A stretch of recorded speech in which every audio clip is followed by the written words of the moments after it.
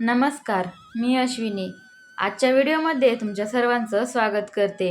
श्रावण महिन्याची खूप लोक मोठ्या आतुरतेने वाट बघत असतात. तो श्रावण महिना 5 ऑगस्टपासून सुरू झाला आहे. ह्या श्रावण महिन्यामध्ये आपण भगवान शंकराची पूजा करतो, त्यांचा आशीर्वाद प्राप्त करतो. असे म्हणतात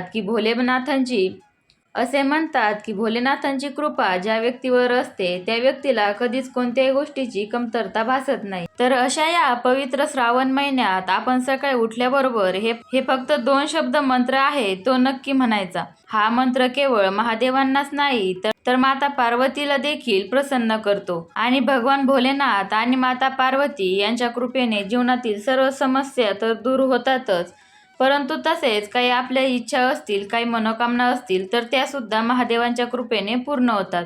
तर हा एक मंत्र आपल्याला उठल्याबरोबर म्हणायचा आहे आणि तो सुद्धा श्रावण महिना संपेपर्यंत म्हणायचा आहे. तर कोणता आहे तो मंत्र, कोणता आहे तो 2 शब्दाचा मंत्र ते बघण्यासाठी व्हिडिओ शेवटीपर्यंत नक्की बघा.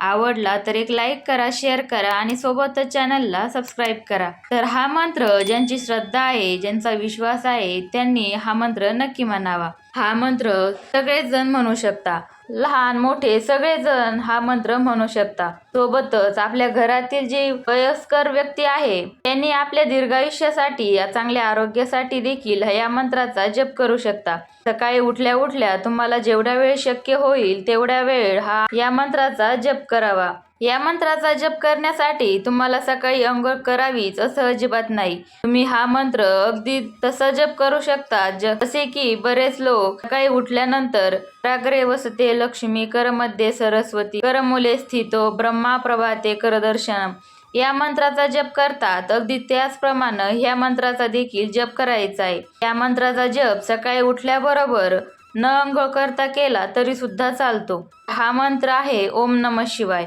हा मंत्र इतका शक्तिशाली आहे की तुम्ही या मंत्राचा श्रावण महिन्यात रोज सकाळी जप केल्याने तुम्हाला त्याचे फायदे नक्कीच होतील. तुमच्या सर्व इच्छा पूर्ण होतील. या श्रावण महिन्यात भगवान महादेवांची कृपा तुमच्या सर्वांवर राहो हीच ईश्वरचरणी प्रार्थना करते आणि व्हिडिओला इथेच पूर्णविराम देते. तर कसा वाटला व्हिडिओ हे कमेंट करून नक्की सांगा. आवडला तर एक लाईक करा, शेअर करा आणि सोबतच चॅनलला सबस्क्राईब करा.